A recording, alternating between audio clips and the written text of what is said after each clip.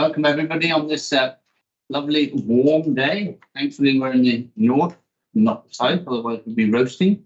We'll begin first of all by asking Jane for notices of absence. Yes, so we have apologies from Councillor Sue Borland, Ms Marie Fallon, Councillor Stephen Flower and Councillor Val Dixon. Thank you very much indeed. I would just point out, unfortunately Val is not here because she's recently reported that she's got a serious ailment. Which when we come to the item on elections, she's withdrawing her nomination from any of the committees. So I'd just like to note that we send our best wishes to her, and hopefully she will get her recovery reasonably soon. I'll now hand over to David for the first item on the agenda. Thank you, Dennis. Good morning, everybody. Our first item is the election of Chair of the Authority. Prior to the meeting, we've had a nomination from Liz Ellis, but we do require a seconder. Thank you, Mark. So we have a valid nomination. Are there any other nominations or expressions of interest? No. Then we will move to a show of hands vote, please. Thank you. That's unanimous. Congratulations, Dennis. Thank you very much indeed. Okay, well, he'll hand it back to me. We'll now move on to the next item, which is the election of the Deputy Chair. I proposed Mark, who is the existing Deputy Chair. I'm very happy to propose him again. Somebody would like to second? Alan Sharp. Are there any other nominations? No. On that basis, can we have a show of hands, please? Unanimous. Well done. You didn't vote for yourself. Unanimous. Thank you very much, Mark. We'll then move on to the next item, which is the Chair's introduction. This really is just looking to catch up on what's happened since our last meeting towards the end of March. The most obvious thing is the welcome of our new Chief Executive. I think we've all probably had the chance of meeting him before now, either in some of the authority review and so forth. But very welcome indeed. Thank you. And obviously we were sad to see Tony go after 20 years, a change of routine. One of the other things I would just note is I believe that one of our former members, Chris Mullen, has recently been knighted. So we would like to send our congratulations to Chris. So what else has been happening? We had a policy conference up at the Otterburn training area, which I think was a very successful day. I think we learned a lot about what goes on up there and how they have to try and plan it all. We also got the opportunity when Frank took us up onto the top of the range to just see the extent of it and the wonderful views that you get up there. So many thanks again to Colonel Jenks and to Frank for entertaining us that day. We've also had the authority review on the natural environment, which was a very successful day. The papers on that have been circulated. And we've had the usual sort of catch-ups with National Parks England. We've got the UK parks to have a meeting next week. So David and I are going down to Arundel and West Sussex for that. So that's when the 15 parks from the UK get together. They do that once a year, and then the other time we meet on Teams. So it's always very useful. It helps us to catch up, particularly with what the Scottish and Welsh parks are doing. They're under different rules. And that's probably about it from that point of view. So we often have a chair's CEO's introduction, but effectively when we come to the Chief Executive's review on the year, that will be covering much of that information. Moving on to the next item, questions received from members of the public. Have there been any? No? No? Okay, fine. We'll then move on to declarations of members and officers' interest. Have we any members? No. No? No. Thank you very much indeed for that. We'll then move on to the next item, which is to approve the minutes of the authority annual meeting held on the 25th of March 2026. You've all obviously had these circulated. You've had time to review them. Would somebody like to propose them? Carl, somebody, and Mohammed to second them. And all those in favour? Unanimous, thank you. Oh, are you approved? Thank you very much. I didn't know whether anybody had any questions or anything arising from those minutes that they would wish to pick up before we move on. No, fine, thank you very much indeed. We'll then move on to the chair's annual report. Again, this is one of the items that has previously been circulated. One of the important things I would draw to your attention is the attendance and the two appendices, sorry, table 2 and table 3.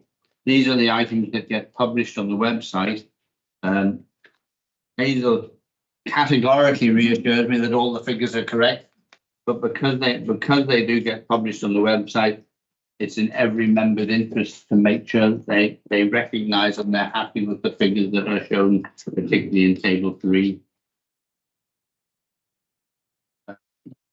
I think otherwise the report picks up and makes some comments on the overall governance of the park, the DMC, the authority review, financial audit group, and so forth. Has anybody any questions on that before we go for approval? May I have a proposer for it? Gillian, and a seconder? Rachel, thank you very much indeed. All those in favour? Thank you very much. Unanimous. I'll now hand over to David, who's got the unenviable task of talking to us about the chief executive's performance review for last year, when he actually wasn't a member of the park. David, thank you. Thank you, Chair, and thank you for the welcome earlier on. Much appreciated.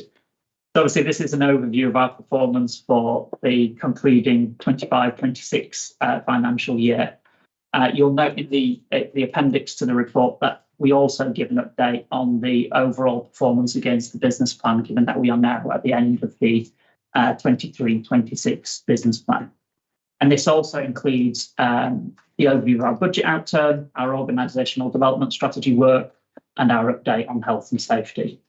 So I wanted to try and draw up some highlights first, and then later I will hand over to Hazel, who will give us some of the financial. So I just wanted to firstly say a huge thank you for the warm welcome, also for the opportunity to do this job. It's a great honour and privilege to be the Chief Executive, and particularly following on from Tony, who clearly led the authority, very extremely well and created a really powerful legacy. So I stand in some very big shoes. Also, thank you to Tony for his welcome and the week that we spent in handover. That was very much appreciated. I'm sure tricky for Tony, given that he was leaving, and obviously lots of emotions, but very positive welcome, and also a very positive welcome and a really well organised induction from the team. It's been great to get out and about in the park and meet some of our key stakeholders. Attending the farmer event to celebrate our work on FIPL was really fantastic, and it feels as though the authority is held in high regard. We have great trust with most of the people we work with, and that's something we want to obviously protect and build on. So it's been a really positive last year. There are some really great highlights against what was, I think, a pretty ambitious set of targets that we set ourselves. I think overall more than 2/3 of our priorities we've delivered either fully or substantially. And in terms of those specific KPIs that were set for our work, we've also achieved either fully or substantially over 2/3 of those. So that's very good. There are also some areas where we haven't made quite as much progress as we planned, and that's probably inevitable given the financial challenges we have, but also some of the changes in the wider context in which we've operated within. But I will focus on the positives. So firstly, we've overachieved on all of our targets for farm advice and for the farm business programme, which I think is a fantastic achievement. And obviously we now have a really positive opportunity to build on that work with the new farm business programme for the wider North East, with support from the North East Strategic Mayoral Authority. That's a bit of a mouthful, but that's the new name for the combined authority. We've also had really great progress made with the Hadrian's Wall Nature Recovery Project in the year, obviously now developing our submission for the local landscape recovery project. And next week we will be submitting that for assurance by DEFRA. So we are hopeful that will help us develop bespoke programmes for a 20-year period. We've also been able to deliver that business support programme I've mentioned, but as well as that business support programme, we've also had wider funding through the Rural Asset Multiplier pilot funding, again through the Combined Authority, doing excellent work on our Green Pathways project, trying to engage people into careers in the green economy, not just renewables and solar, etc., but actually land-based jobs are a big part of that green economy work too, and we're helping people to see that relevance for their future aspiration. The Healthy People, Healthy Park project has also been a fantastic opportunity for us to work with those groups who perhaps need the wellbeing boost that the landscape can provide more than others. And those two projects now are coming to the point where our current funding is finishing, but we need to make sure we have that legacy moving forward. Also, through the Combined Authority support, Walltown Country Park, we continue to make some really positive capital improvements there, with more aspiration for the year ahead with Borderlands. We've done some really good work with DEFRA ministers, working with our local MPs, Tony and Dennis, working very hard to really make the case for further support from DEFRA, from government. And we've got some positive one-off funding, both on the capital and revenue side to talk about today, which Hazel will talk about later in terms of our medium-term financial plan. So that's very good. But we remain focused on the challenge. Our core grant continues to decline, and we must absolutely make sure we are focusing on that new commercial and other external funding.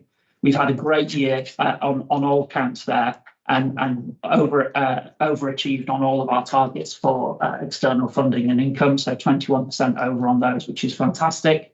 I think our challenge moving forward is how do we consolidate that growth, that entrepreneurial spirit into a way of working which supports our team, doesn't stretch us too far, but allows us to grow in a positive way. The SIL has had a good year. It remains a crucial part of how we deliver, particularly on our engagement and educational work. The commercial performance has been positive. Obviously, that's covered in the financial outturn report, and we've welcomed our 1 millionth visitor in the last year, which is a really positive thing, which we celebrated. We continue to obviously deal with the legacy of the Sycamore Gap and the loss of the tree, and we do that empathetically and obviously working increasingly across the UK in terms of work with other national parks. We have this last year had an extra injection of capital funding from DEFRA of around £1.2 million, and we've done an amazing job to spend almost all of that pretty much from a standing start. Obviously, that's allowed us to now become loan free, which is also a fantastic thing for our future resilience. But clearly, the more capital funding that we get, the harder it will get to spend that money in the right way. And all of the low-hanging fruit will be exhausted. So we need to really make sure we build that moving forward. We've retained our dark sky reserve status, which is fantastic. All of our tourism economy stats are going in the right direction, obviously not without some challenges that we need to make sure we manage moving forward. We've done an excellent job at managing our financial position, and we finished the year in a really positive place in terms of our reserves, which Hazel can cover shortly.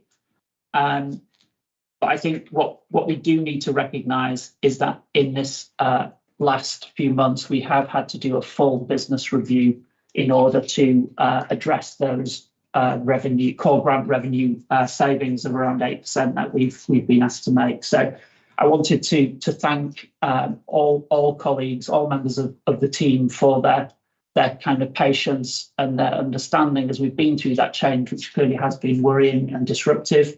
But we have come out of that and we can take questions on how we're implementing that review as we move forward. So I'm going to hand over to Hazel now, who's going to cover the outturn position and one change we've made in the paper since we circulated the initial drafts. And then I'll come back to cover off a little bit about how we plan forward and the recommendations. Thank you, Hazel. Thank you. So firstly, apologies for the late change to the report. Due to the deadlines and other pressures, the outturn report was prioritised ahead of the draft annual accounts.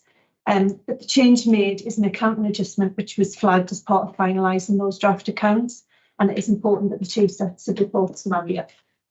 It seems odd to recognise an expense in the prior year from an accounting perspective. We have to, because at the 31st of March, the authority had a present obligation arising from a past event, i.e. the approval and communication of the business review, and we were able to reliably estimate the cost. In fact, the cost recognised is the actual cost, as the implementation of the business review is proceeding well, with all actions and changes lined up to complete in July. This late change meant the surplus reduced from 107,800 as per the original report to 52,700. Essentially, this is counterbalanced by netting the value of the carry forward. Therefore, it's a matter of time and money, and the overall financial position in the original report does not change at the end of the period. The revised detail of the outturn is included at section 6 in the report. I have not provided the usual level of detail, as the in-year quarterly financial reports that members have had have covered the majority of the variances arising. But I have picked out some of the key variations from that. For example, projects delivered a higher surplus than forecast, as did the amount we were able to utilise from capital funding by reclassifying it as typically revenue expenditure, which is capital in nature. Other highlights include the fact, as David mentioned, that we are now debt-free, having paid back the 2 PWLB loans, and we exceeded our business plan target for annual self-generated income, target being 1.7 million by March 2026, by 21%. We overachieved our planned surplus at the last quarterly report, 200,000 by 10,200. As well as being able to carry forward some additional funds to support our staff budget in 2026-27. Section 7 gives an update on our trading areas, and it's clear to see we are continuing to push hard on this and deliver improvements year on year. As mentioned in the report, Finance and Audit Group have received a number of detailed reports in relation to outturn and trading, including individual trading accounts for the Sill, Eastbourne Hubs, Walltown and car parking. That was all I wanted to say on that. Thank you, David. Thank you very much, Hazel. And also just to note, we have made good progress on the delivery of our wider organisational development strategy as well. Happy to take any questions on that. And whilst we've had some accidents in the year, as you might expect from a health and safety point of view, we haven't had any RID or reportable accidents in the last 12 months, which is positive.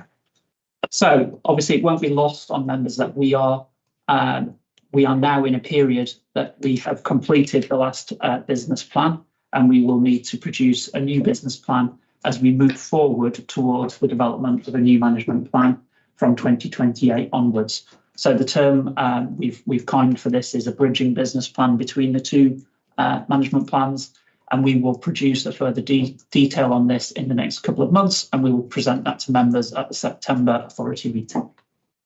Obviously, it will be important for us to make sure that we link all of our strategic plans together in a coherent way. So our bridging business plan, leading into the management plan, leading into a new full business plan, and also we have a new local plan to produce. So how those all connect up and are relevant to the outside world is a challenge we'll have ahead of us, and obviously we'll be working with members across the next 2 years to develop that. So further information on that to follow. I just wanted to finish by saying thank you to all the staff, members, volunteers for what is a fantastic year of delivery and for your ongoing support. I just wanted to also say thank you to Andy, who produces the performance reports. So that more detailed report that sits behind gives you the granularity on what we've achieved under each measure. So happy to take questions, Chair, and then cover off the recommendations. Thank you very much indeed, David. Thank you, Hazel, for the report and for the presentation. Yes, I'll open it up to questions. And first with Andy. It's previously out of targets, we give ourselves an orange, and if you build one house out of 8, I personally that's a red. I raised this not to be pernickety, but to say as we're looking at the management plan and the business plan, which then drives our planning rules, if we are serious about building 8 houses a year, we need to look at the whole lot, because I suspect a lot of people go, oh, I like to do this, and then at the pre-planning or even they read the planning rules and forget it. You get the idea. And we have lots of what will be coming redundant farm buildings, which could be utilised for housing, be it conversions or actually demolition and rebuilding using the same stone.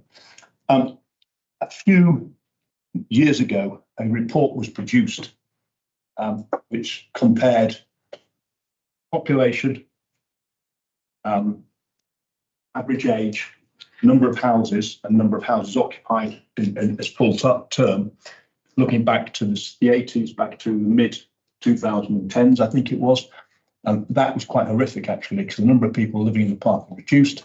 The number of houses in the park had gone up by 200, but actually occupied was down by 1. And the average age had gone up by 20 years. And if that carried on for another 20 years, yeah, believe me, it's disastrous. It's awful off the edge. So I wonder if we could, I don't know where that data came from, but if we could maybe redo that report. And I think it would then drive things. Obviously, I live in the park.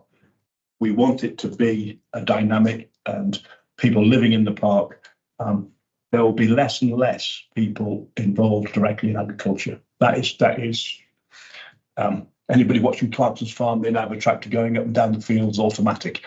The same applies in the hills, and let alone destocking, which is another big issue that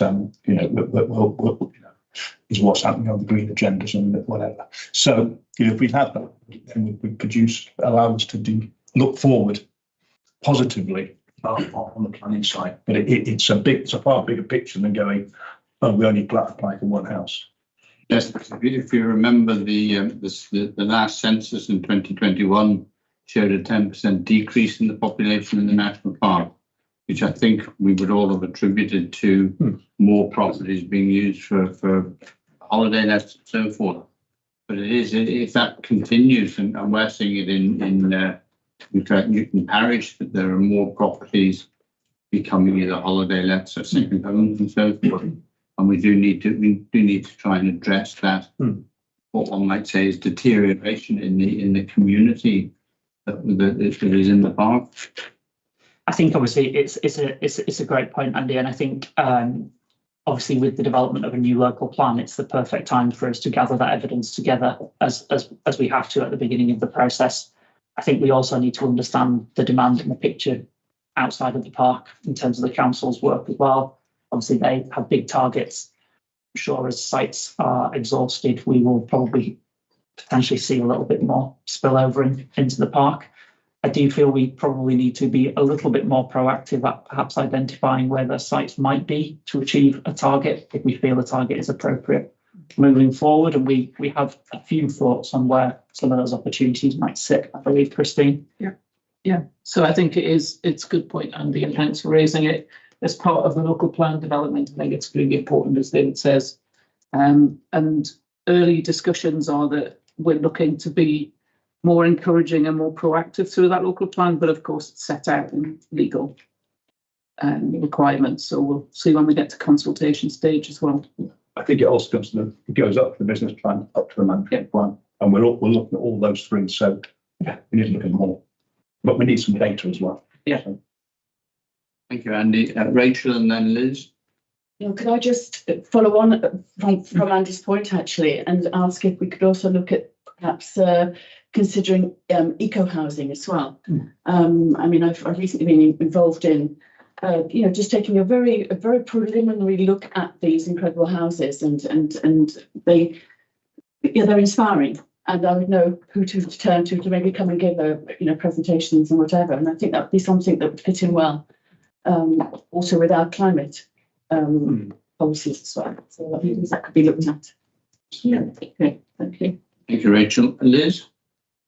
Thank you. So first of all, real congratulations to all staff in contributing to over and above targets in so many areas. Really fantastic. I've just got a query. I know we're addressing this already in the report. I'm just looking at Appendix 1, page 11 to 12, around valuing culture and heritage and the relationship with Historic England. And David, I suppose this is for you and Christine, maybe. I note that you're going to meet with Historic England and you've had a million other things to do. But I think that seemed quite a kind of priority in terms of us moving on with our business plan and then the new management plan. Do you have any kind of updates on where that might be with Historic England? So we are in the process of trying to confirm a date at the moment for probably Tom Frater, the relatively new regional director for the North Historic England, but also hopefully one of his strategy colleagues, Ian Morrison, hopefully, who I've already spoken to briefly. I think there are lots of opportunities for us to collaborate. Clearly, the relationship is already very good. The Landscape Recovery Project is the only one of all those nationally that has Historic England support, and we've been engaging with Tom and his team around a letter of support to submit with that document. What we want to now do is build out from that and look at how do we collaborate across that wider landscape. And for those who were in the College Valley last week, we were talking about how we might try and work with Historic England on a monument management scheme for our scheduled ancient monuments. I think there's also opportunities to link in their work with listed farm buildings and grant funding, and I believe that Historic England are quite keen to move into that space. So lots of opportunities, Liz.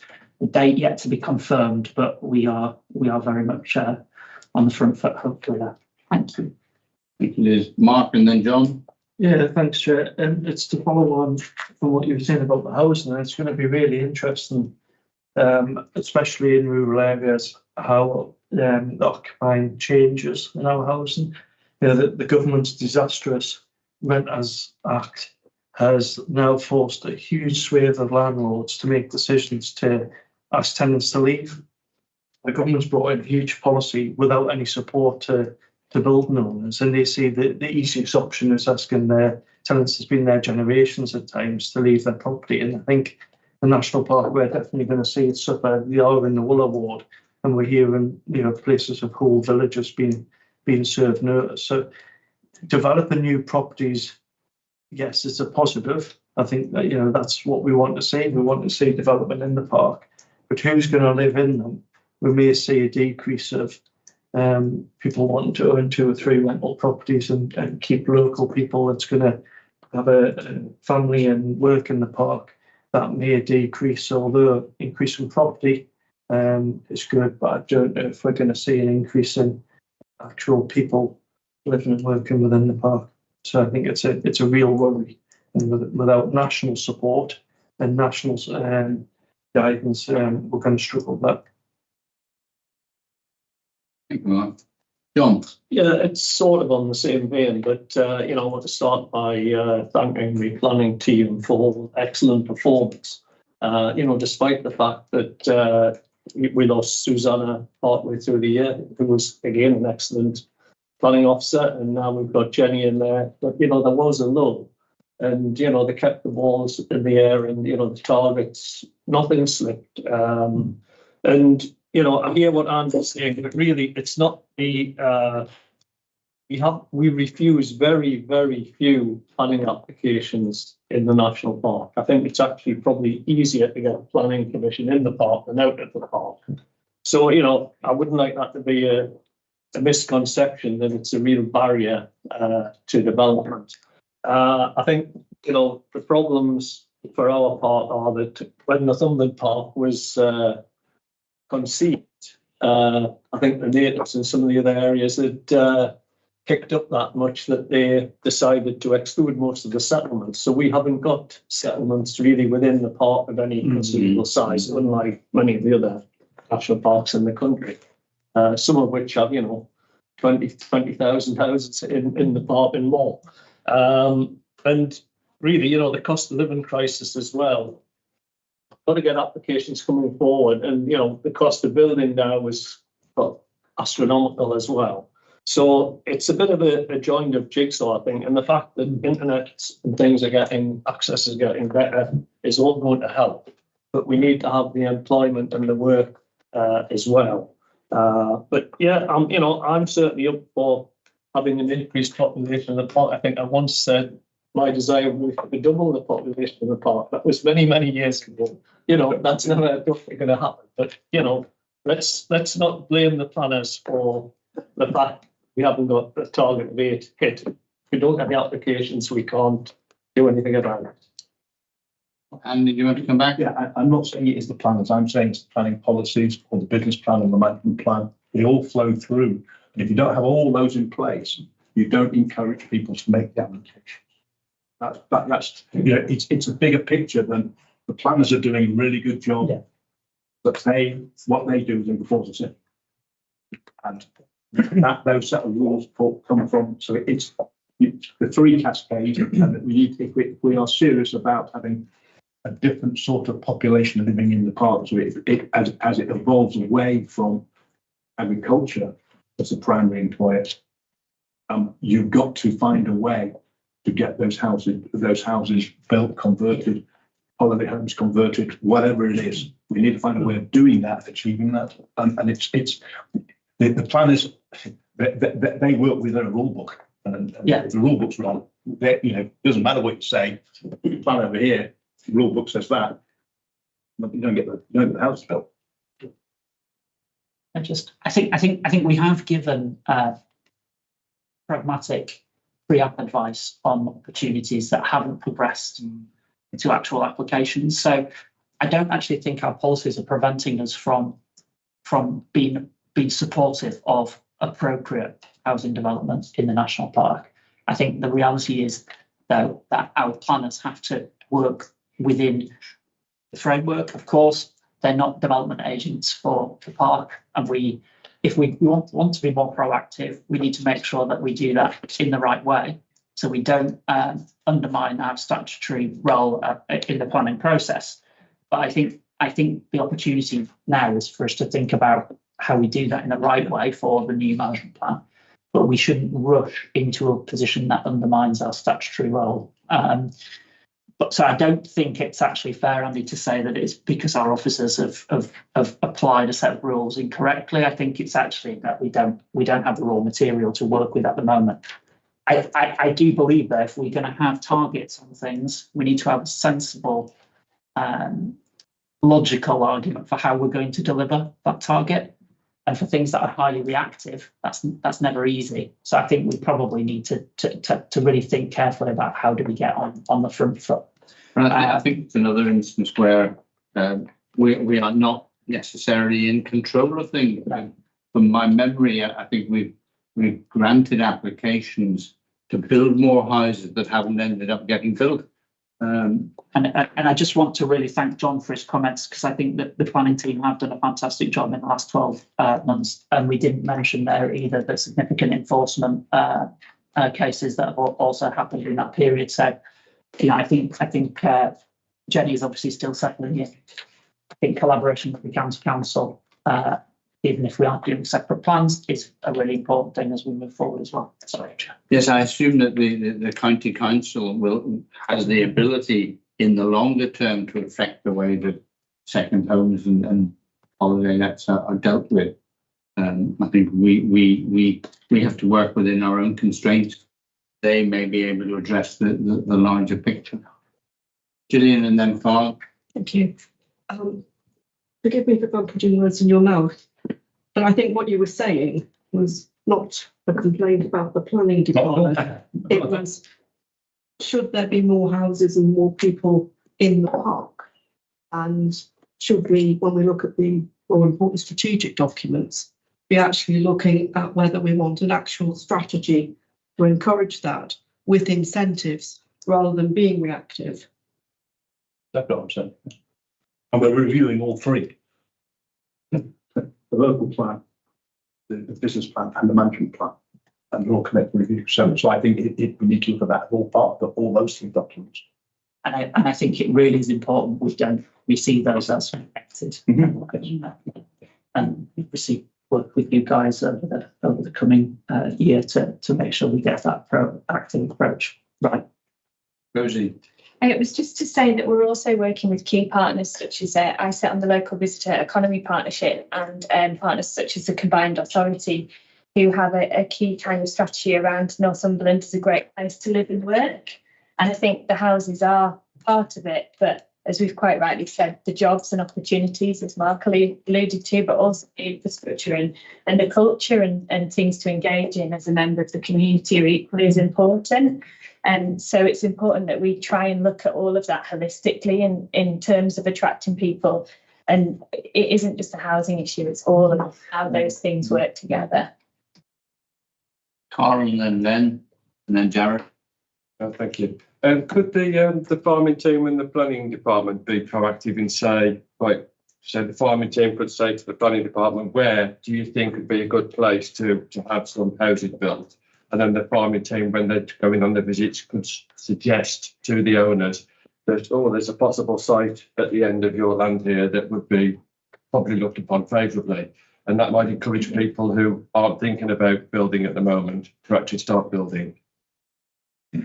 I think there's definitely a connection with our farm business programme here in terms of if diversification includes development of buildings for us to direct them to get the right pre-app support, either with the authority or if it's outside the park with the relevant planning authority. So I think though what we do need to be just slightly careful of is that we don't give planning advice through people who aren't planners, and so I think there's a care about making sure we do that in the right way, but certainly an opportunity, Carl.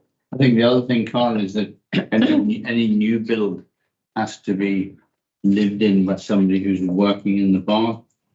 Whereas I think my understanding is that if you've got conversion of farm buildings and so forth, that can go for holidays and so forth. Don't correct me if I'm wrong.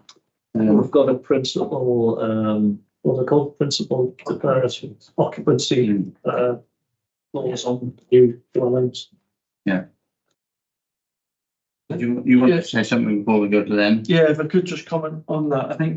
I think the communication of we are here to be approached can come through all of our teams. If any landowner or any property owner wants to look at, come and speak to us, I think is the message, and all of our teams should be there. And if they get asked a question, just put that out. I've just recently dealt with a case where the positivity about our planning department came back. It was huge. How engaging we were, how we worked with them because we're a positive planner. So that I think when people actually engage with us, it's a positive experience, and we want them to achieve within the guidelines what their aspirations are. So I think that it's more about people wanting to invest that amount of capital because it's huge now, isn't it, to do any development?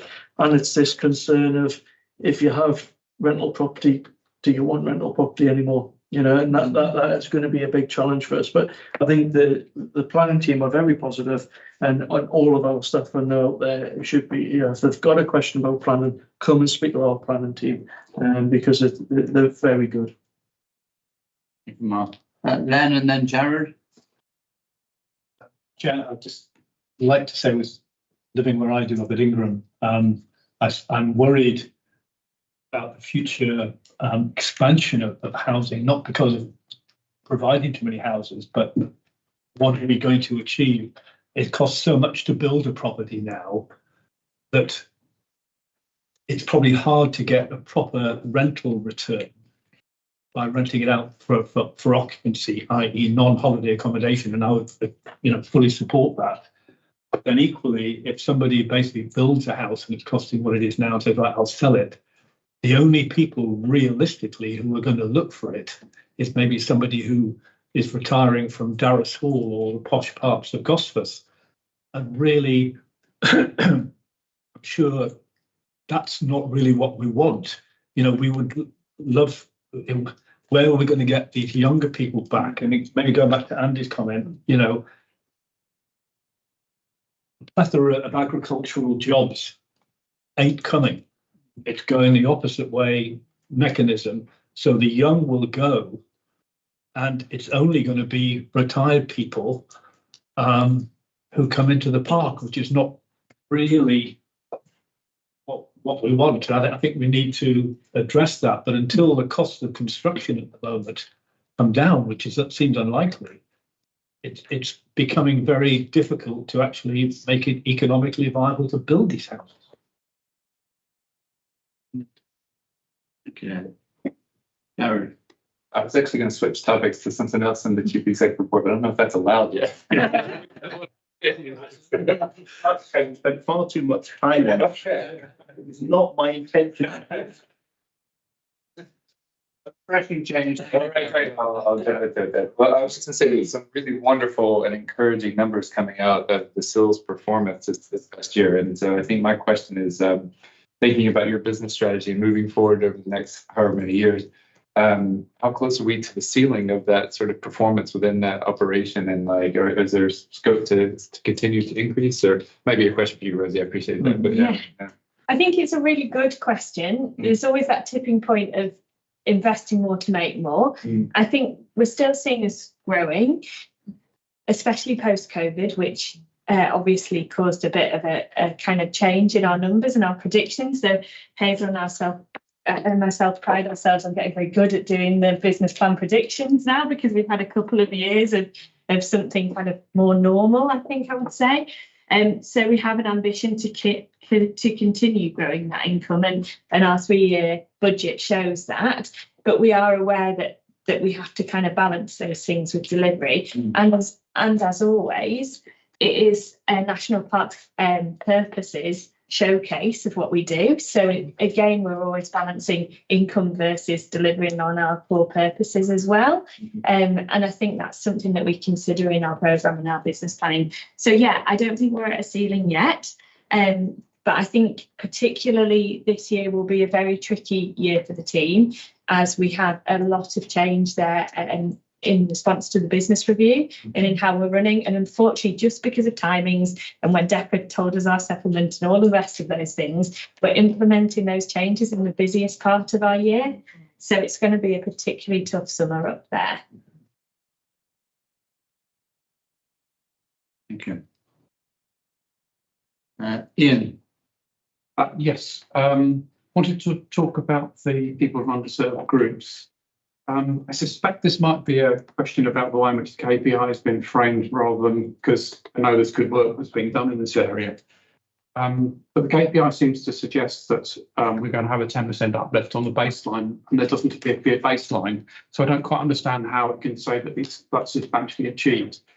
And I guess that's around the way that the KPI has been framed. You've absolutely answered the question. It is around that. So we are doing probably more work than ever, particularly through our Healthy People, Healthy Park programme, but obviously our core engagement programme as well. We had the ambition to set that baseline. I chair the National EDI Working Group for all national parks. Everybody's struggling with the same issue of how we actually account for visitors to the park from underserved groups. So I think it's back to David's very good point, when you have a target, you need to have a really clear way of how you're going to make it. I think we need to really think about how we do that and how we account for that in the bridging plan.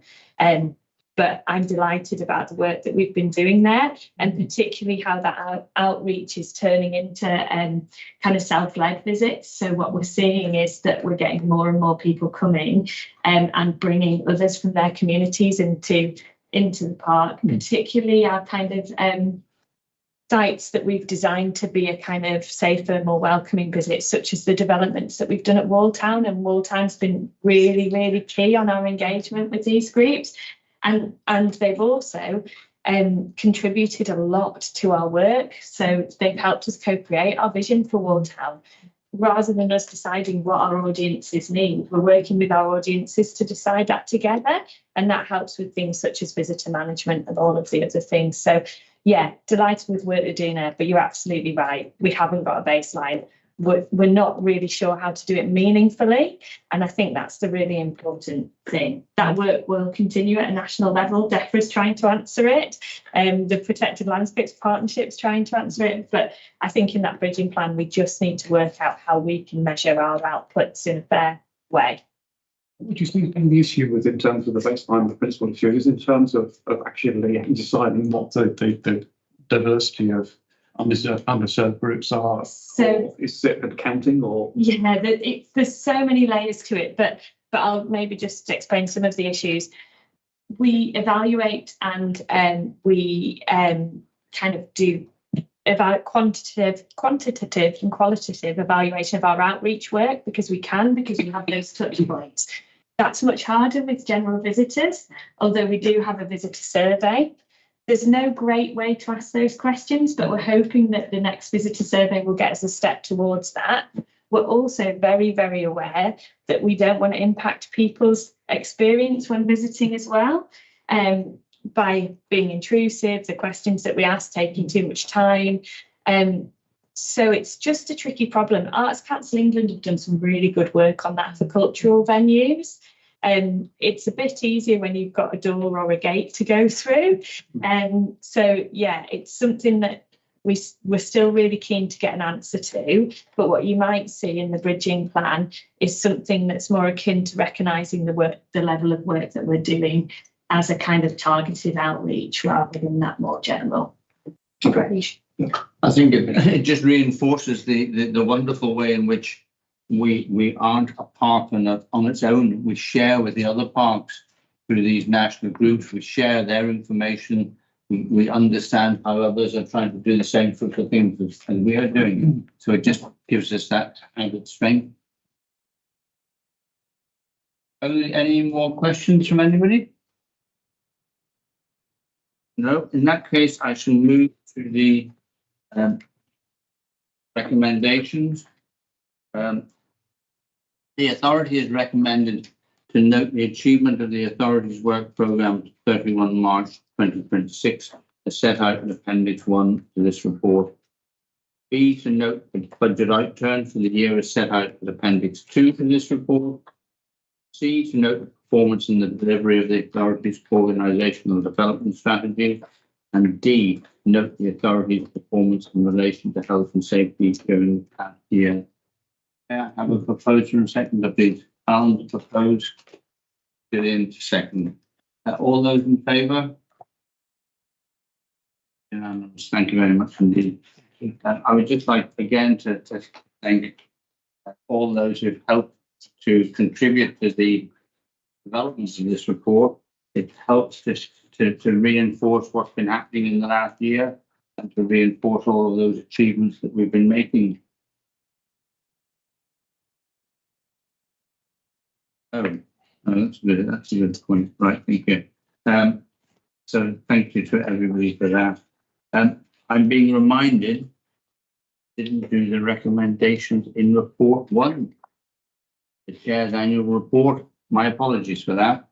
If we can return to that, members are recommended to note the contents of this report and B, approve publication of information on members' attendance and alliances set out in tables 1, 2, and 3 of Appendix 1 of this report, the authority's website, and in relevant performance reports as part of the authority's accounts. Again, can I have a proposal and second, Liz? John, thank you very much indeed. All those in favour? Abigail, you, Sorry. thank you. Yeah, thank you very much indeed. We shall now move on to the inclusive part of the agenda today, which is the elections of office bearers and members of committees and groups. It's going to be the most inclusive because some of you are obviously very shy in putting forward yourselves as nominations or interested in particular points. Obviously, as I mentioned in the introduction, Val has unfortunately decided that she cannot put herself forward, given her current ailments. So we have a number of vacancies to fill. So we will go through these one at a time, and I will encourage people, may even try and force people's arms up their back if I need to. We shall see where we get to. So we've already done the chair of the authority and the deputy of the authority. We have the chair of the Development Management Committee. John has been nominated as the current incumbent by myself. I'm very happy to propose John. Can I second John? Yes, Alan will happily second him. Do we have any other recommendations? No, in that case, can we have a vote? Show of hands for John. Thank you, unanimous. Thank you very much indeed. Thank you. The deputy chair of the Development Management Committee. Sue is currently the chair. Sorry, the deputy chair. And I am going to propose her in her absence. Can I, so given the fact we haven't actually got all the members of the DMC, Right. are we not sort of getting ahead of ourselves? Put it in the top before the horse. Quite right. Thank you. So, sorry, No. We'll move to the DMC membership, yes, because again, we do have an issue here with a couple of vacancies on the schedule that's been handed around. A number of people have been nominated by myself. One or two have expressed interest, but many of you, even existing members of DMC, have been slightly shy in putting themselves forward. So we need to fill vacancies 8 and 9, as well as getting confirmation that people who are nominated are happy to serve and that others are prepared to put themselves forward. So at the moment, we have Ian Kill, Len, Alan, Mark, and John Riddle all being proposed by myself. We have Marie Fallon having expressed an interest, but we need another, and Sue Borum having expressed an interest. So we need to firm up with those individuals being happy to be nominated and consenting, and we need then to fill those 2 vacancies and then vote on it. So is it?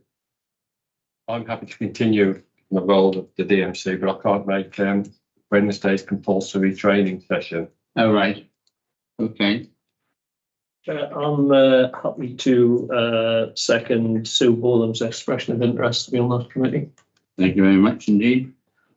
Have we got? And I'm happy to propose Marie.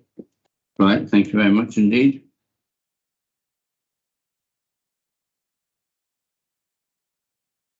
We can sort out the training issue, Carl. That's fine. Okay. We need another vacancy filled. Anyone else happy to put themselves forward? No. Okay. Well, we have enough members from each category to actually fill the requirements of it. Ideally, we are meant to have 9 members. In the short term, we are working with 8. And the issue there is having sufficient members to make sure that every time DMC meets, it is quorum. So that's why I would encourage 1 or 2 others to think about joining. Can I take it that those that have been nominated by me are happy to be nominated? Yes. Yep. Alan? Yeah. Just Okay, can we have a proposer and a seconder so that the potential members will be Ian Kill, Marie Fallon, Len Davidson, Sue Burham, Alan Sharp, Mark Mather, John Riddle and Carl Green. Mark will set and I will second. Right. All those in favour? Unanimous. Thank you very much indeed. What is the quorum?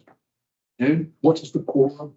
Three. Oh, so you 3 out of 8 is fine. Yeah. Yeah, the bigger issue on DMC is that we need 2 members from each category, which we have with the membership that they get. Double checking that. It's 5 for 4. I agree. I think it's 4, but it's how many of you? It's 5. Yeah. And it's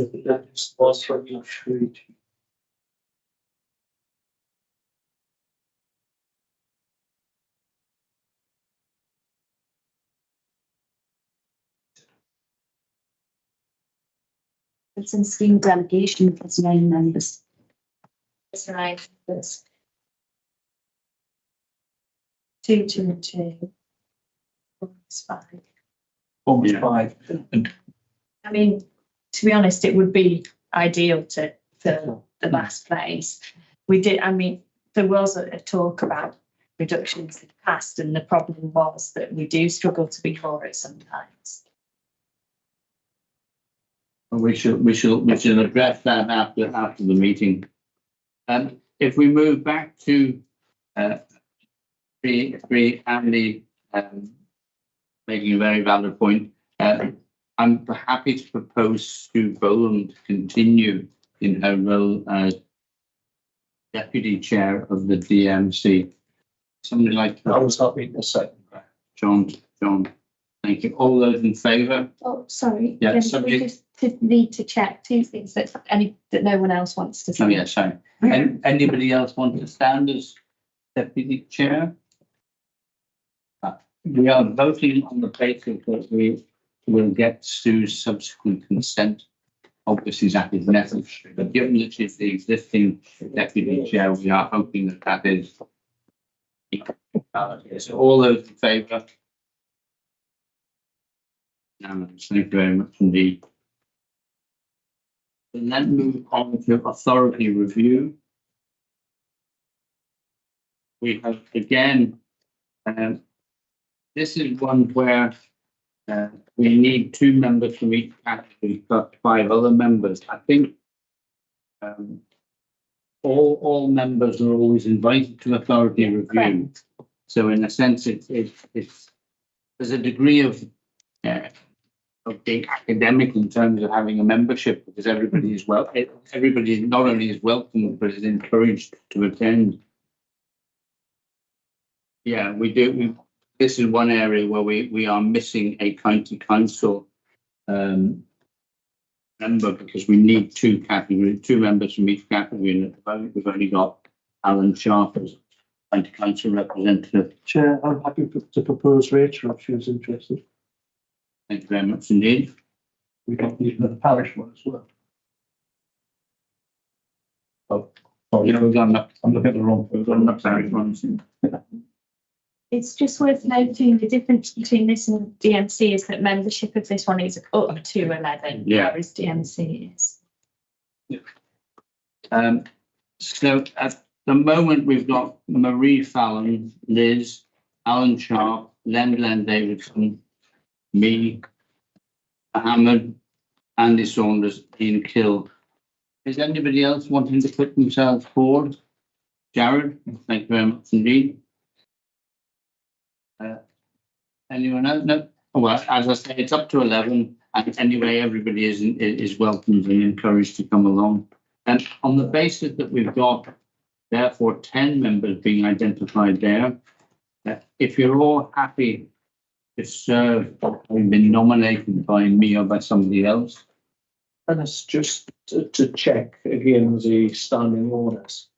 And now certainly I would be very pleased for you to be on review But it used to be that the chair of the authority couldn't be on review. I thought the only one the chair couldn't be on was standards and appeal. It used to be review, Was it? just because it was supposed to be a little bit of a scrutiny of the authority. Right. Just, I've got no problem with you. Yeah, Nothing else. Just want to make it more than last year. Everybody comes anyway. We may have changed it by the last attention records. So, This is the Yeah, certainly on standards and review, on standards, that the deputy, the chair is not a member. There's nothing in our corporate documents that I can see. it's good, it's fine. Just don't want to stop. Yeah, no, thank you for raising the point, John. So on the basis of all those being listed there, being happy to be appointed, nobody else wants to join? I mean, you can all come whenever. Can we have a proposer and a seconder, please? Mohammed and Gillian, thank you very much indeed. All those in favour? Unanimous, thank you very much indeed. We'll then pick up the question of the chair of authority review.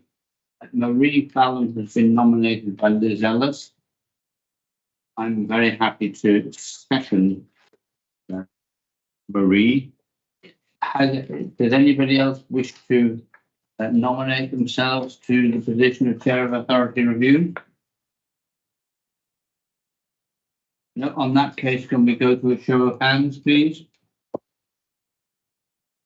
Unanimous, thank you very much indeed.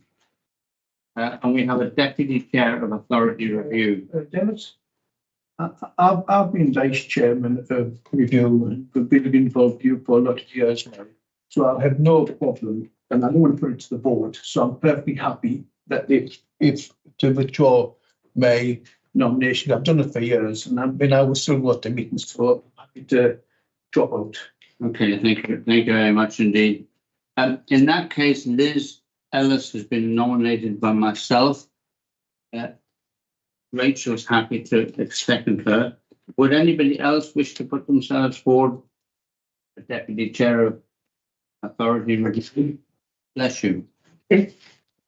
No, on that case, can we put it to a show of hands, please? Liz, are you going to look at? Unanimous, thank you very much indeed. I couldn't care less. Chairman of review last year. We come to standards and appeals. Yes, this is the one where the chair is not a member, not allowed to be a member as far as I know. There are 3 Secretary of State members, 2 county council members on this, plus 2 others. So at the moment we have 3 Secretary of State being nominated and 2 county council. So if they are happy where expressions of interest have been made or nominations have been made by other people, if they are happy, then we can move that forward. But we would like a 7th person to apply. Would anybody like to put themselves forward to fill the vacancy? No, in that case, we'll follow that one up after the meeting. Can I make a point, Chair? Yes.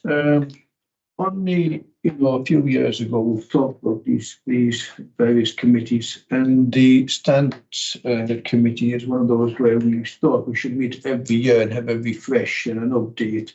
And we haven't done this last year, and can I really suggest that we do so? Mm-hmm. Thank you very much indeed. Yes, I remember we talked about that previously. We actually changed the standing orders to get again that we wouldn't. We'd only meet. We went back, Alan, that we'd only meet if there was a case to consider.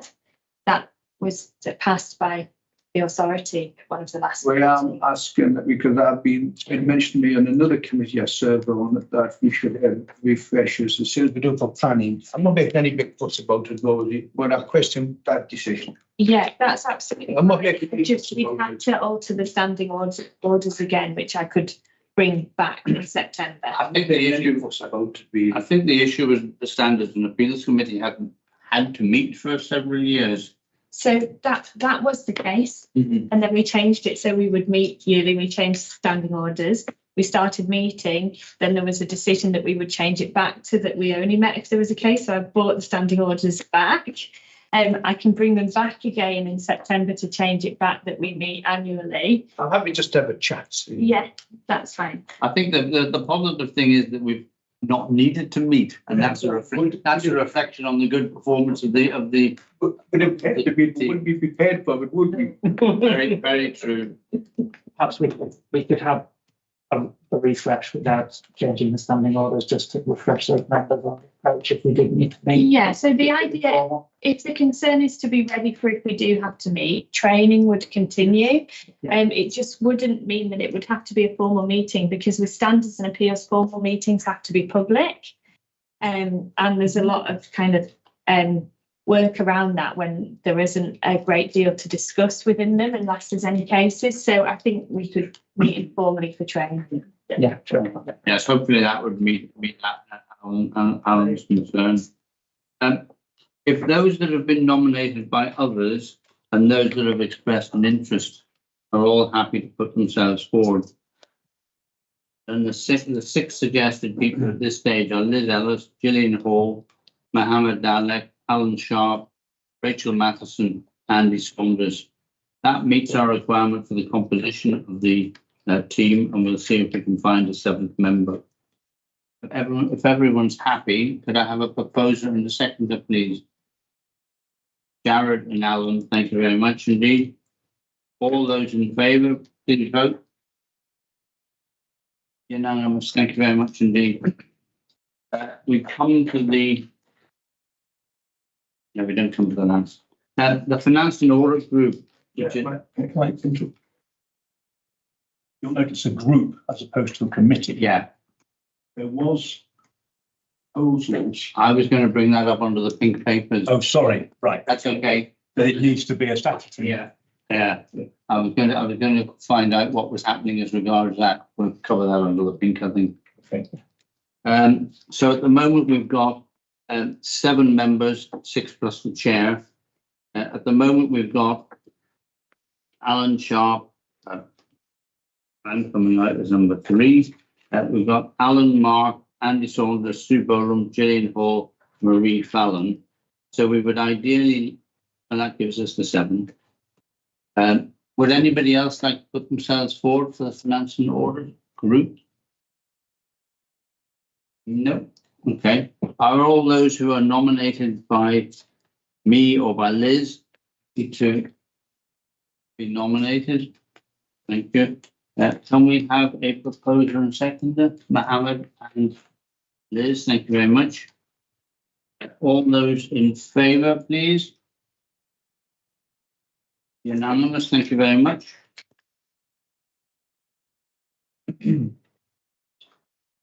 We now come to the individual appointments. So we've got the chair on the UK National Parks Executive, with the deputy chair, sub, and the same with National Parks England. We needed a new champion for the historic environment champion. I think that's a position that Val held for many years. Ian. You may, yes. Yeah, I would like to second Ian as well.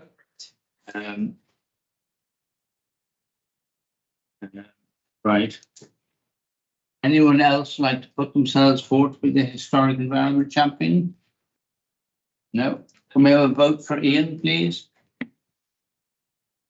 Unanimous. Thank you very much. Well done, Ian. A very appropriate point.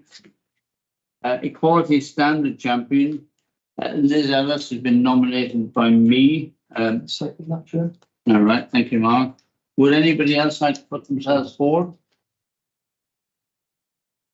No, okay, thank you. In that case, can we vote for Liz? Liz, you're right to vote for yourself. Thank you. Unanimous. The Youth Engagement Champion, Mohammed, has been nominated by Liz Ellis. I would be pleased to second that. Anyone else want to nominate themselves? Can we have a vote, please?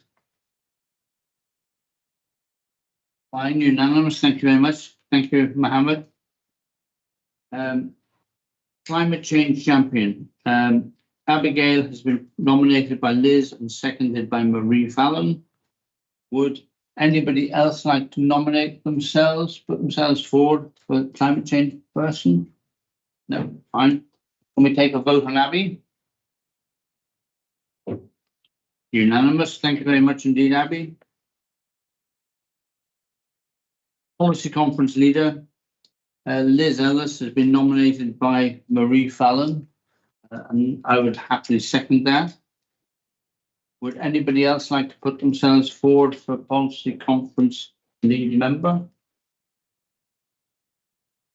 No, in that case, can we vote, please, for Liz? Unanimous. Thank you very much. Thank you, Liz. And the FIPL member, Marie Fallon, has been nominated by Liz Ellis and seconded by Mohammed. Would anybody else like to nominate themselves for that position? No, can we vote on that, please?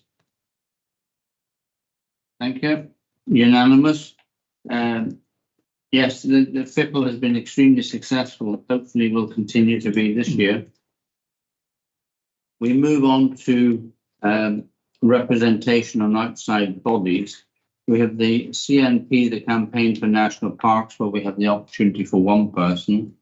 Marie Fallon has expressed an interest, and I think she's a current incumbent.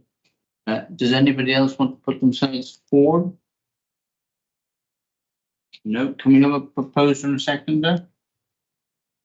Mohammed and me. Can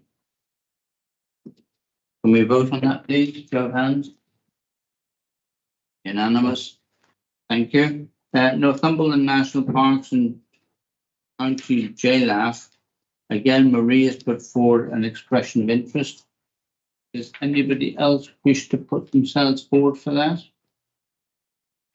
No. Can we have a proposer and seconder for Marie, Gillian and Andy? Thank you very much indeed. Can we have a show of hands, please? Unanimous. Thank you very much. And we come to the final one, which is the Hardwood Quarry Liaison Committee, where we have two representatives. Len has been nominated. Well, sorry, Len and Sue have both been nominated by me. They are our existing representatives. Does anybody else wish to put themselves forward? No. Len, are you happy to be nominated? Thank you. Can I have a seconder for Len and Sue? Liz Ellis, thank you very much. And can we have a show of hands, please? Unanimous. Thank you very much indeed. I think that brings us to the end of that report, which is, as usual, is one of the most artistic of the reports that we have. Can I just summarise where we're left? Yes, please. So we have 3 vacancies across 3 committees. I just want to note that. 1 vacancy on DMC, 1 on review, and 1 on standards and appeals committee. Yeah, we will follow that up informally. In the meantime, It's not ideal. Let's just say I know. As particularly DMC. Yeah. I have asked Stephen Flowers who wants to be on it, but he hasn't got back to me yet. Thank you, Carl. Thanks. I was about to volunteer for review a little bit. Thank you, Gillian. Right, Gillian has nominated herself. Can we have a show of hands for Gillian for review? Thank you. We'll just need. Yeah, proposer Mohammed, second of me. Unanimous except that Abby's left the room. Right, so that takes us back down to 2 vacancies, but we'll follow that up. And DMC is the one that I'd like to encourage any of those that were absent perhaps to consider, or any of the rest of you to your arm twisted by John's chair. Particularly, they need to be trained before we take decisions, so it's important. Yes, because DMC is the one committee that is most subject to regular training. Yeah. Next Wednesday is the. Thank you. We then move on to item 4, which I think Hazel, I'm passing over to Hazel to lead us through.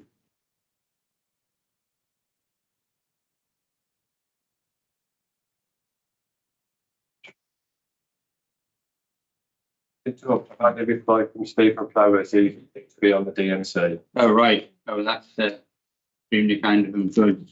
So are you proposing, Carl? So I'm not proposing it. Right. I will happily second them. Can we have a vote on Stephen to join DMC? Thank you very much. Unanimous.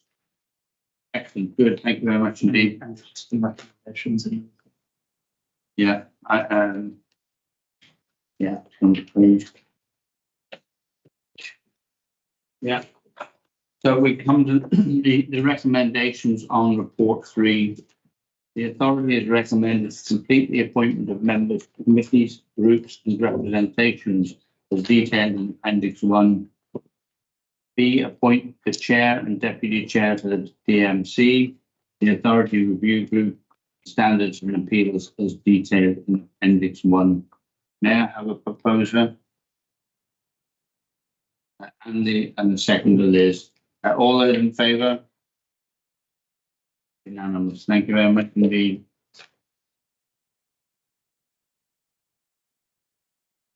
Sorry, Hazel, over to you. Thank you, Chair. The Annual Assurance Framework Report provides an overview of various assurance processes in operation and provides the annual governance statement, the internal audit annual report for 2025-26, the internal audit strategic plan for the medium term, the internal audit mandate and charter, the audit strategy memorandum from our external auditors, and the authority review group's 18-month forward programme. Appendices 1 to 5 were discussed in detail at the May Finance and Audit Group meeting.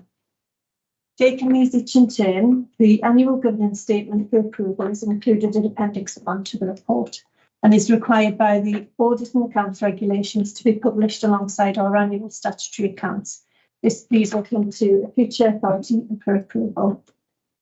The internal audit annual report for 2025-26 included in Appendix 2 details the audits undertaken during the past year, the overall assessment of assurance and the recommendations agreed for each audit categorised as high, medium or low priority as summarised on page 2 of the appendix.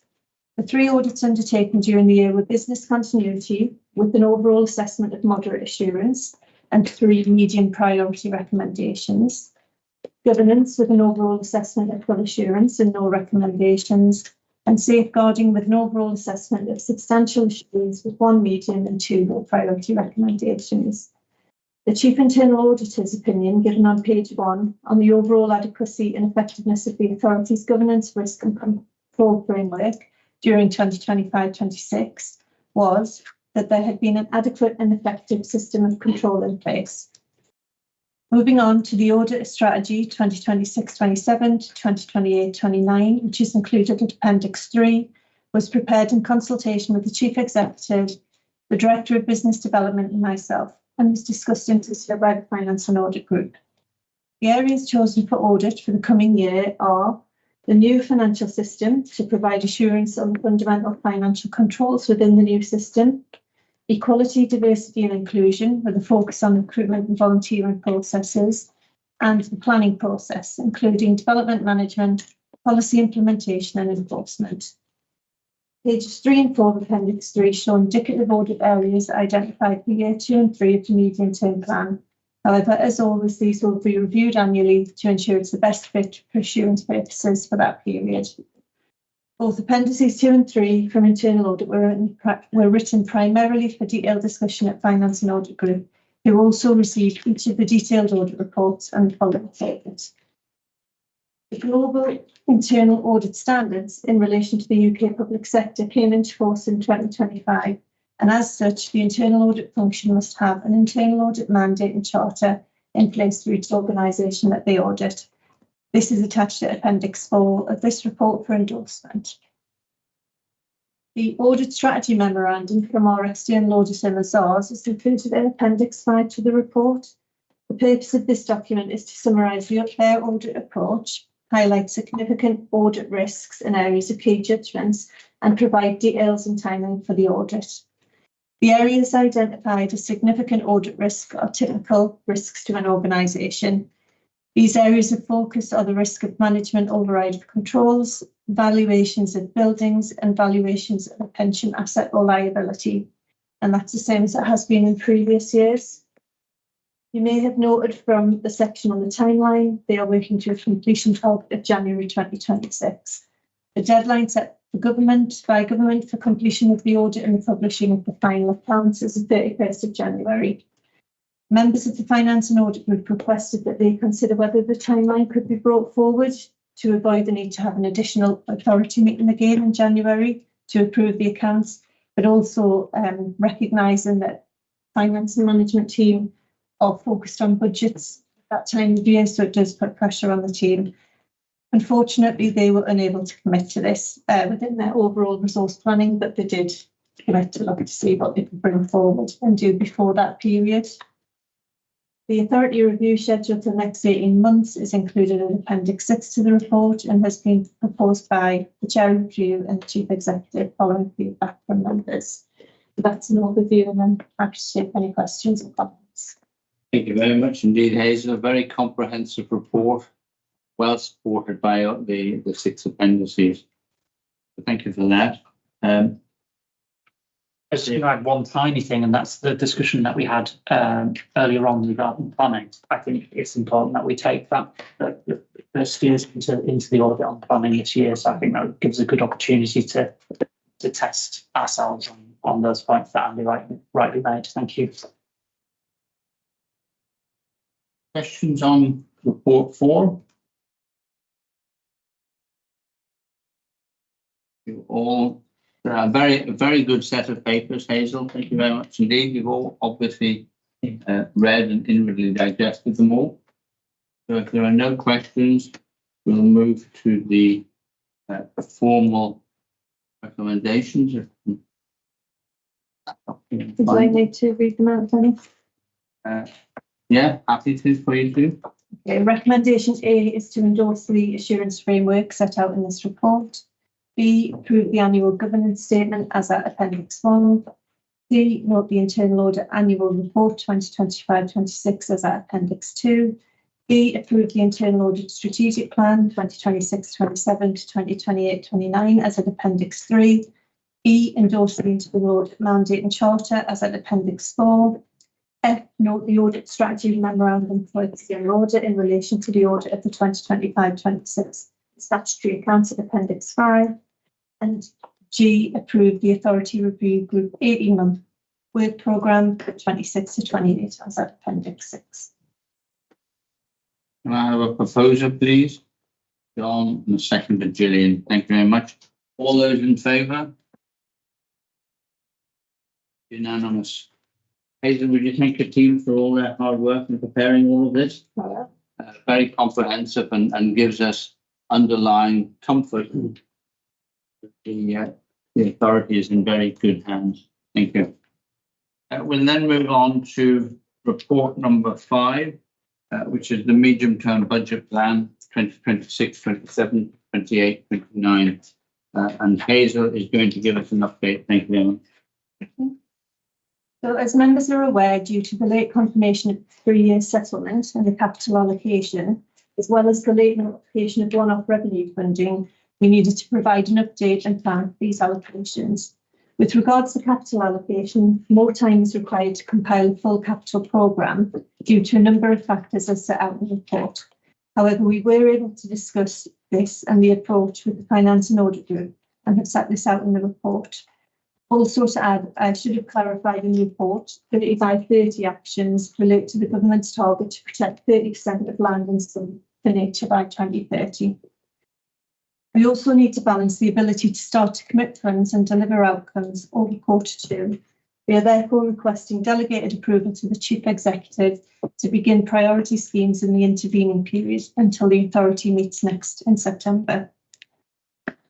Regarding the expected additional one-off revenue, we are proposing an allocation of 1 million to a new earmark reserve for future budget support. This will give us some headroom over the next 5 or more years, assuming the whole grant does not reduce any further. And we're also proposing an increase to the project's investment reserve of 700,000 to enable investment in delivering capital programmes where we cannot capitalise the cost, deliver the bridging business plan and develop the next management plan for the park, among other priorities. In terms of our funding agreement with DEFRA, this remains outstanding, but I can assure members I am working closely with DEFRA now and with the national parks to get a suitable agreement in place ASAP. Although we have assumed for the 1.7 million extra, we will not make any significant allocations from the earmarked reserves where it's held until the agreement is in place. Moving on to more business as usual finances, being the first update of the year, this report includes the carry forwards and movements to earmarked reserves for 2025-26 outturn and includes the Treasury strategy.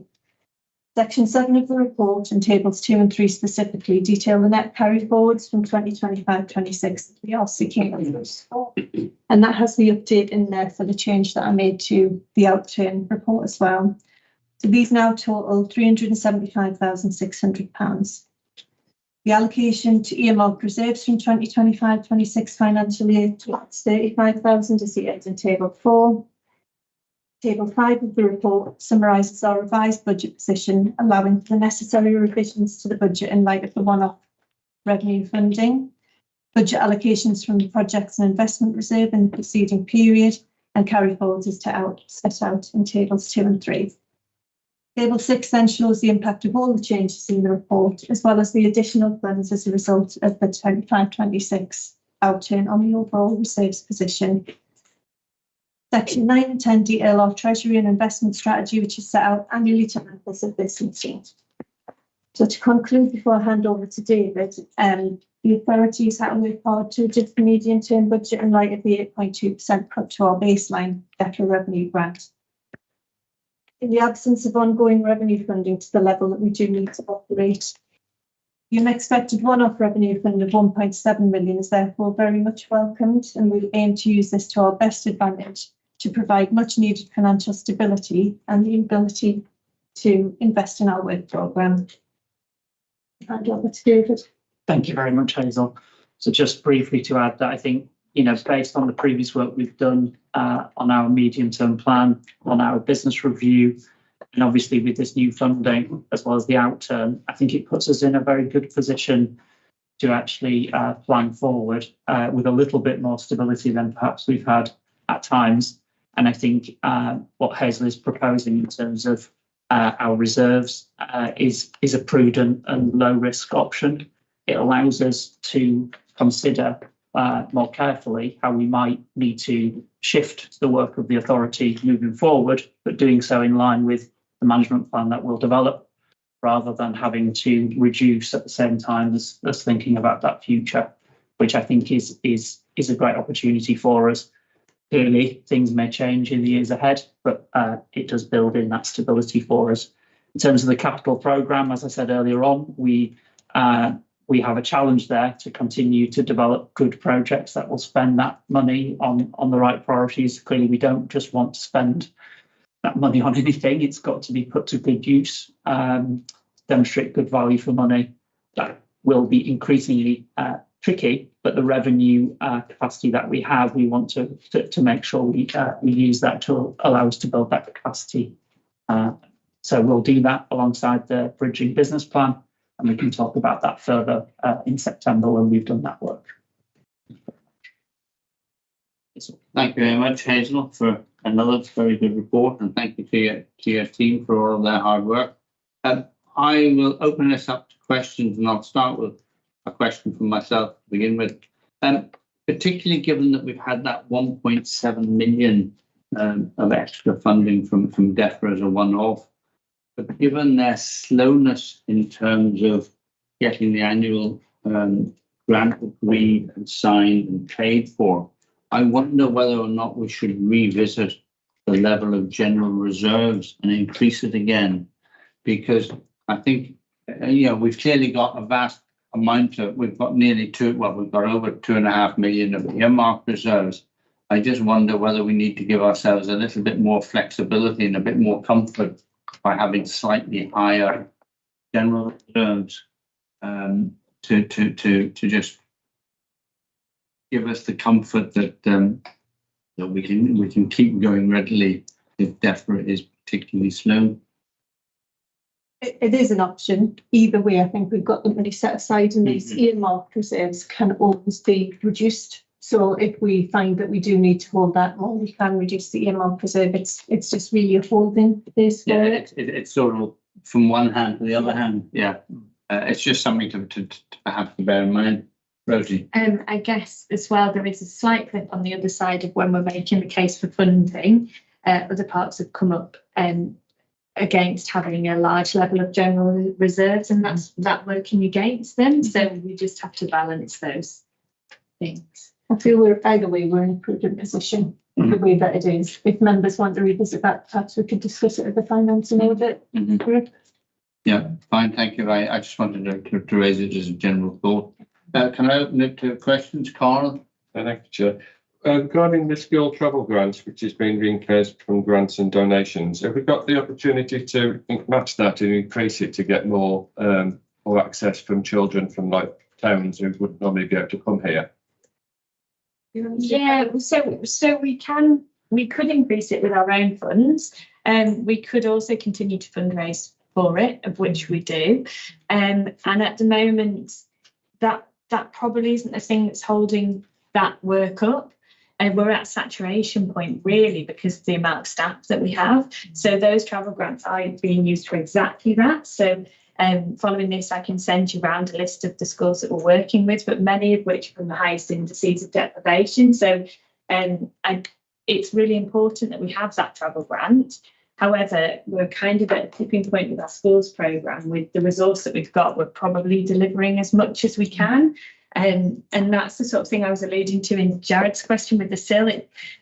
You kind of getting to that point where do you invest to grow even further, or do you consolidate what you've got? And because we've just done a business review, we're in consolidating what we've got at the moment.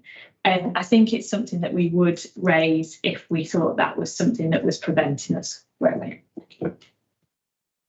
Liz. Thank you. And I'm just putting together kind of points we've made. I suppose for me, this is not so much a question, but there's just a kind of statement of our universal offer that is for everybody, a welcoming park, and then how we address specific inequalities. So when you were asking the question earlier about collecting data, we know in the North East there are specific inequalities. And your point, Rosie, about indices of multiple deprivation, for that to inform how we think about increasing, for example, transport. But it's kind of a baseline of universal offer, and then particularly thinking whether it's about racialised communities or disability, or how we think about specificity, isn't it? Have I understood? Absolutely, yeah. And I think a really good point in that is that things like the Healthy People, Healthy Park programme that's allowed us to work with people who are kind of at the greatest health risk, that skims across a variety of barriers to inclusion. And what that's done is allow us to kind of identify and look what that concept of welcome and those barriers to welcome are, and come up with practical solutions that work for everyone. Is there more that we could do? Absolutely there is. Is there more that we'd want to do? Absolutely there is. But we're kind of confined by the resource that we have in that place. And I think the Healthy People, Healthy Park programme, we will get the evaluation signed off and a social return on investment in the autumn, and we will use that social return on investment to continue to ask for more funding to support that programme going forward. And that does look at a wide range of many of those barriers to engagement and how those intersect together for different communities as well. Thank you. John, then Mohammed, Rachel, and then Gillian. Yeah, obviously the 1.7 million was very welcome and timely to come in when it did. We were getting pretty near a nasty cliff edge, really. But I think one of the, and I fully get where you're coming from, Dennis, about having it in a general reserve, but don't know how that will be looked on by DEFRA when you look at the criteria of how they want it spent and all the best. But I wonder if it's maybe an idea to think about not putting in a reserve, but maybe put it in some property, and then you could always realise that money if you needed it, rather than have it as a cash reserve. Just build it into our estate. I mean, that's the sort of thing that might come out of the capital allocations that were being made.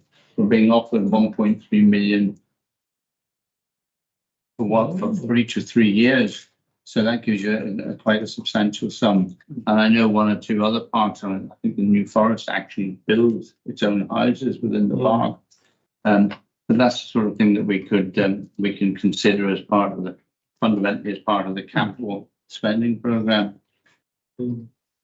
Yeah, and I think obviously there are nuances within the overall sort of package of capital that we've been offered. Some of that money will allow us to look at land acquisition or property purchase. So that's certainly in the mix. It's one of the themes that is in the paper.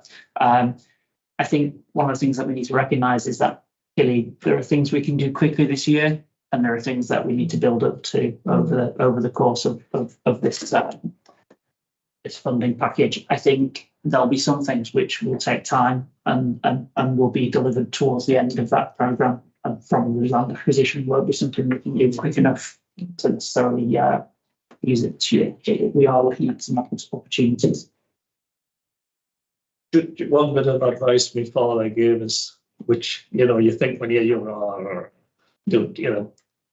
he said there's 3 ways to lose money: fast women, fast cars, and buying black-faced lambs. And what way to make money was to invest in property, and I think that was very much sound advice. But not so much fun necessarily. I would go to Mohammed first of all. So just a thought around that. With the internal audit, if there's any actions come out of it, I'm just thinking of the equal diversity in that recruitment and volunteering processes, whether some of it can be sort of put in place for speeding up, boosting the actions that may emerge from that. Yeah, I think we would look to how we do that across all of those priorities, and then how that links with the bridging plan. I think David's point of us mapping all of that out against the money that we have, how we put that towards our priorities is key, really. And for those to all hit at the same time, it's an awful lot of work, but an awfully great opportunity for us to align everything, which is brilliant.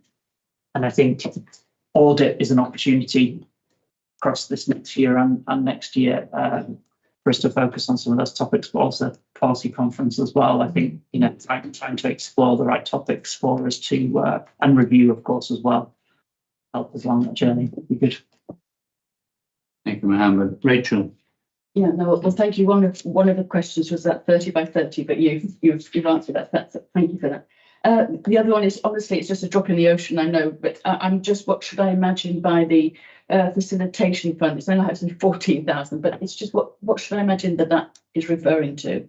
Facilitation. So it's where all farmers facilitate farmers coming together and groups of farmers. It's the farm network activity we do where we put on events and have groups of farmers who come together. So that underpins our offer to the farming community, really. Yeah. So we've had funding from that in the past, from this funding regime, which is called the Facilitation Fund. Thank you. Thank you. Thank you, Gillian. 2 questions, please. The first one, John touched on initially, which is around what we are doing with the capital money and whether there's any work going on in terms of being able to convert that into revenue, because that's what we need to live So there will be some scope, no doubt, for, we've already done it through the accounts, for moving some of the capital funding into revenue projects. But I think that one of the things we need to do when we're looking at the capital projects that we need to have ready to go, we need to think about whether we can do projects which actually generate income, which then shifts across. So presumably that's all happening in the business planning and the management plan, which is a good thing. So a simple yes would answer that. And the other question was an update perhaps in terms of the foundation and what's being done in relation to trustees and training them up so they know what they're supposed to be looking for in terms of cash. I mean, certainly the capital into revenue is one of the sort of avenues down which DEFRA looks for us to money. They talk about innovation, they talk about generating, investing for revenue. So that is something that is very definitely happening. I'll take the foundation question. We've actually just run some trustee recruitment and we have had such a strong field of applications across such a kind of diverse wealth of experience, everything from investment income generation to wealth management, commercial managers for big regional organisations. We've always had great trustees in the foundation. Never such a response to sending out a recruitment ask. So I think that's really positive. In terms of them understanding the ask and going out and doing that, there's a lot of work now on growing the endowment ask and what our case for support around the endowment is, as well as other things.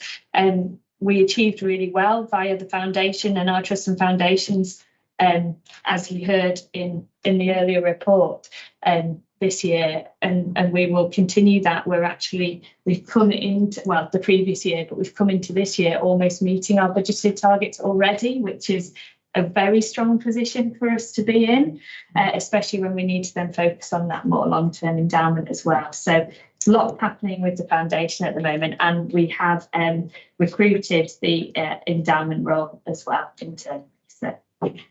So when are we anticipating that the endowment fund launch will actually take place? So when we set the timetable, we talked about the launch in the autumn. The best time for a public giving appeal is actually in the run up to Christmas, statistically, which seems crazy, but it's true. So that's when we're aiming. So that remains the ambition. Yeah. So one of the benefits is getting some new trustees on board over the summer, so that they're then in a position to help us with the. Absolutely, really firming up that case for support and getting some early seed funders. So when we go, we can say we've already got X amount towards this. So I suppose the next stage would be to have some sort of ambassadors as well. Yeah. And the Lytton Phil's obviously got Alexander Armstrong. Yeah. And somebody who actually drives publicity to the things. Yes. So the foundation's been, we've got a few lists running at the moment, but one list is a list of ambassadors. The other is our list of funders to approach early for the endowment. That said, I would love if anybody has any suggestions or ideas, it would be great. And I would welcome emails from anyone around this group as well to link those things together. But yeah, absolutely, ambassadors are something that we will look to have for the endowment fund. Can I just come back on the first point that Gillian raised? In terms of capital and revenue swap, we've already made some assumptions for that within the 1.3 million, and you'll see that in one of the tables. And then in terms of your second point on generating income from that capital, that's one of the pillars that we've set out in the sort of strategy and approach. So we'll be bearing all of those pillars in mind when we bring a capital programme back to you and justifying them along those lines. And also, how do we leverage that funding with our partners to secure further income moving forward as well? Thank you. Andy, you had a question or you had a comment? Good answer. All right, fine. Any other questions on report 5? Hazel, would you like to read the recommendations? Recommendation A, members are asked to note the approach to the capital programme as detailed in section 5 of the report and delegate approval to the Chief Executive to begin priority schemes ahead of September's authority. B, approve the budget carry forwards as detailed in table 2 and 3. C, note the transfer to earmarked reserves as detailed in table 4. D, approve the allocation of the surplus generated by the additional revenue funding to earmarked reserves as detailed in section 6 of the report. E, note the budget summary and other budget adjustments at table 5 and the reserve summary at table 6. F, approve a treasury management and investment strategy as detailed in sections 9 and 10 of the report. Thank you very much indeed, Hazel. May I have a proposer? Liz and a seconder, Andy. Thank you very much indeed. All those in favour? Unanimous. Thank you very much indeed. Can I ask if there is any urgent business? No, no urgent business. Right. Can I remind members and others that the next authority meeting is on the Wednesday, the 23rd of September, and it is going to take place at the Sill. I'd just like to remind you of that at this stage. That brings us to the end of the business in part 1. Can I then move to the exclusion of the public? Members are invited to consider passing the following resolution. That under section 100A, subsection 4 of the Local Government Act 1972, the press and public be excluded from this part of the meeting as it involves the likely disclosure of exempt information as defined in Part 1 of Schedule 12A of the 1972 Act. May I have a proposer, please? And a seconder, Liz. Thank you very much indeed. All those in favour? All those in favour? Unanimous. Thank you very much indeed. That brings us to the end of part 1. That